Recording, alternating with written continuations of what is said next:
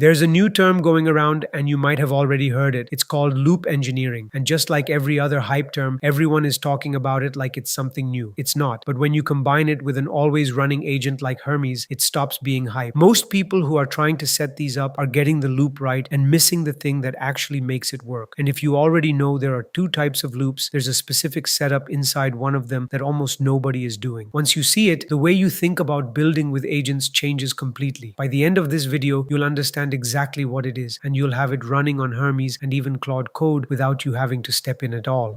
With loop engineering, the core idea is simple. You stop being the person who writes the prompt that drives the agent, and instead you let the agent drive itself. But to see why it's a shift in the first place, you've got to compare it to what came before. The skill that used to matter was prompt engineering, where all our focus went into writing the right series of instructions to drive the coding agent properly. But loop engineering flips that around. Instead of writing the prompt yourself, you design the system that does the prompt engineering for you and drives the agent on its own. So the focus moves away from crafting instructions and toward designing systems that run themselves. All of this started when the creator of OpenClaw said you shouldn't be prompting your coding agents anymore, and that you should focus on designing loops that prompt the agent for you. And he's not the only one. Boris, who is the creator of Claude Code, also made the same claim at the Anthropic's annual developer conference, where he said he doesn't prompt Claude anymore. He's got loops running that prompt Claude, and it figures out for itself what needs to be done. So the question is, how do you get started with them? All of it comes down to how well you can set up the systems where you don't have to worry about prompting the agent at all. You define what you need, and the agent does the rest. That's exactly where AI-powered development is heading.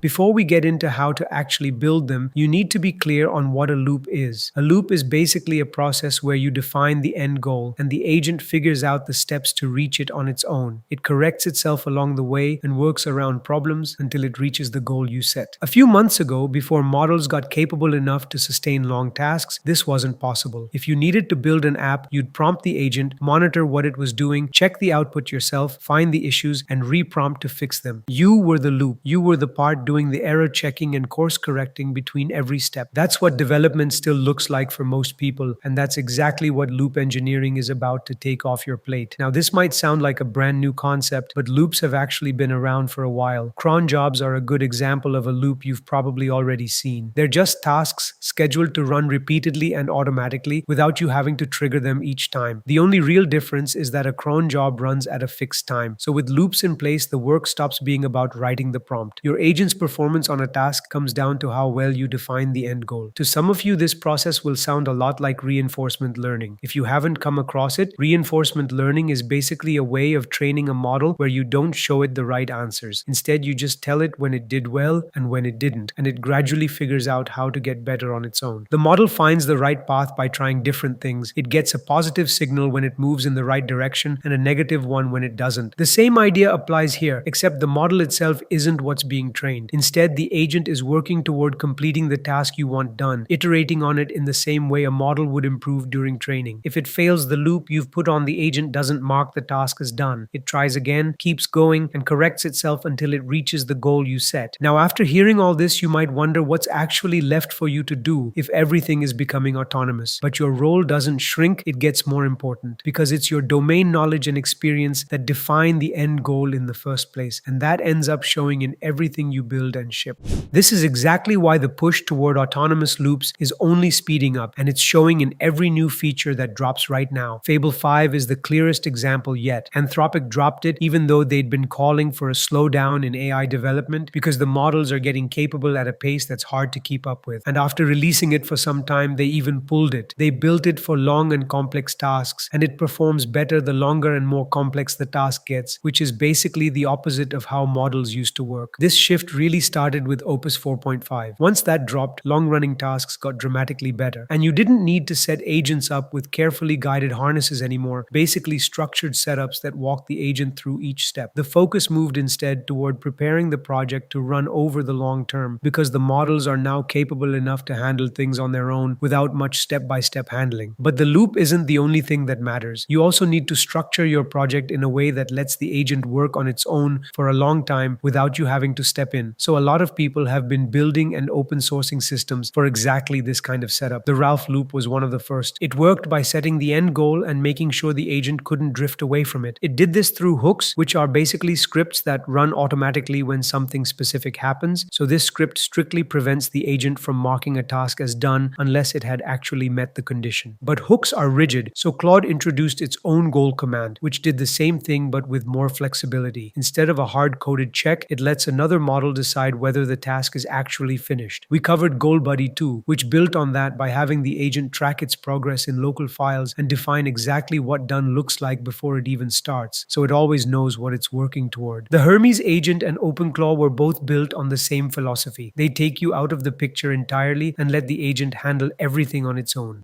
Now, if you want to build these loops, we've got a simple 5-step system for you, and since there are 2 types of loops, some of those steps work a little differently, but we'll get into both types later on. For now, we'll start in Claude Code, and later in the video, we'll look at how to do the same thing in the Hermes agent. The first step is checking what state the project is in. From that, the model decides what the next action should be. Then it acts on that decision, and this is where the actual work happens. The agent calls tools, writes to files, and runs commands to get the task done. Once that's finished, it gathers feedback to see what actually happened, and based on that, it decides whether the task is done or not. This is also where the difference between prompt engineering and loop engineering becomes obvious. With prompt engineering, you're only ever controlling the decision step, while loop engineering handles all 5 together. Building a loop that works well means getting a handful of things right, and each one is there because of a specific problem it solves. The first is context management. You pay attention to what goes into the context on every turn, because that's what determines what the agent actually knows at any given point. You can't rely on the chat context alone, even with context windows as large as 1 million tokens, basically how much the agent can hold in memory at once. Because as the conversation grows, your system prompt and instructions get buried under recent tool outputs. The agent's attention naturally pulls toward whatever is most recent, so the important stuff gets lost. That's why managing context matters so much. The next thing to get right is feedback quality. Feedback is what tells the agent how it did, and it's one of the most important signals in the whole system. It can take a lot of forms, like the output of a test run or a screenshot of the UI it just built, and whatever form it takes, that's what the agent reads to figure out its next move. Verification gates are what turn that feedback into a clear verdict. They're the checkpoints that tell the agent whether a task is actually done or not. You also need a termination condition, basically a rule that tells the loop when to stop, and this one has to be set explicitly. Otherwise, the agent either quits too early or keeps going without making real progress. The thing people most often overlook is error handling. You have to spell out what the model should do when a tool call fails, so the system handles it cleanly instead of leaving things in a broken state that just creates more problems. And finally, you need to manage state across turns, basically keep track of where the task is as the conversation grows. The context window can't hold everything forever, so you lean on external files that track information for the agent and let it keep working without losing the thread. One thing to keep in mind though, since you're handing the job of figuring out the path over to the model instead of doing it yourself, loops get expensive in tokens, so you need to be deliberate about when you actually use them. The more tokens a loop can work with, the better it tends to handle the task. But before we move forward, let's have a word from our sponsor, Scrimba. Most Python courses are just someone talking over slides. Scrimba is different. Their video player is the code editor, so you can pause anytime, edit the instructor's code directly, and see what happens. No tab switching, no copy pasting, just hands-on coding from the start. Their new Learn Python course caught my attention because instead of random exercises, you actually build something real. From day one, you're building PayUp, a fully functional expense splitting app, and every concept gets applied immediately. You start from absolute zero, no prior Python knowledge needed, and work through variables, strings, capturing user input, arithmetic operators, type conversion, data cleaning, and number formatting, all by building features for the app. By the end, you've built a working project from scratch that proves you actually know Python. This is just part one of several that will become available over the coming weeks, and currently it's totally free to access. Get started today with their free courses, and our users will get an extra 20% off on their pro plans. So click the link in the pinned comment or scan the QR code and start building today.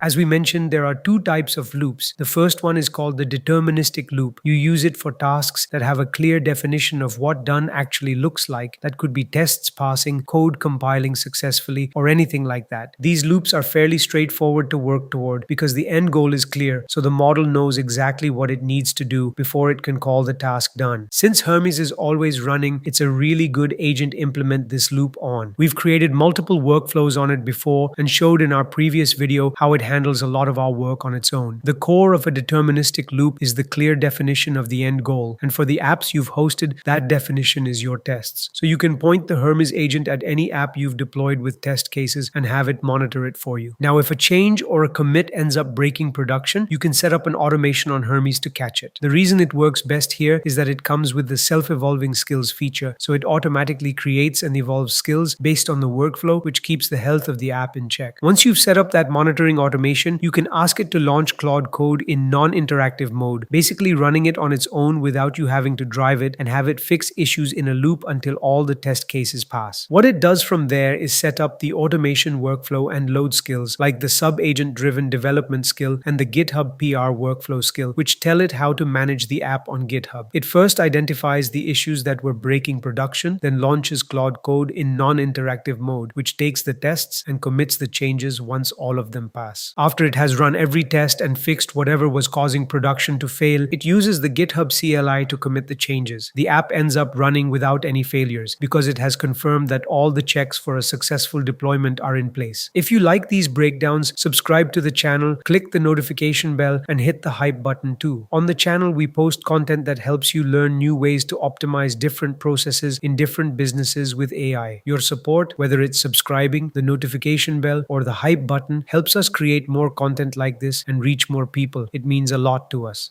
Now, the second type is the non-deterministic loop, and these are tasks where you can't just set a clear rule to check whether the job is done the way you can with deterministic loops. Because of that, there's no clean way to verify the outcome. These are the kinds of things that we as humans can look at and judge for ourselves, like building a UI or implementing a feature that needs a judgment call. So when you're working with a non-deterministic loop, the workflow is different. If you're applying AI to UI, you already know that it tends to fall back to the same patterns all the time. That's why we created a skill called AI Slop Detector, which holds all the instructions on how to avoid AI slop and lists the patterns that actually give it away. And the reason we're using Hermes again is the self-evolving skills. If we still find AI slop in the UI after running the skill can update itself to incorporate that feedback directly, and that's exactly why we set this workflow up on Hermes. So we asked Hermes to use the skill and check whether the UI has any of those patterns. If it does, it fixes them and launches Claude Code in non-interactive mode to run the skill and keep fixing what it finds until there's nothing left to fix. Another benefit we get out of Hermes is that the model reviewing the work is different from the one building it. We were using the GPT models, which are known to be among the best for code review, so the Claude models become the builder and the other agent becomes the verifier. That's what completes the adversarial loop, where the two check each other's work. Once that loop ran, it generated a much better UI than the generic output the Opus models are putting out nowadays. And if you still spot any sign of AI slop in the UI after the agent loop has ended, you can just mention it and it will update the skill for you, strengthening the verifier you already have. We've enhanced this skill to match multiple AI slop patterns that we and Hermes identified collectively. If you want to use this skill, you can get it from our community, AI Labs Pro. The link's gonna be in the description. That brings us to the end of this video. If you'd like to support the channel and help us keep making videos like this, you can do so by using the super thanks button below. As always, thank you for watching, and I'll see you in the next one.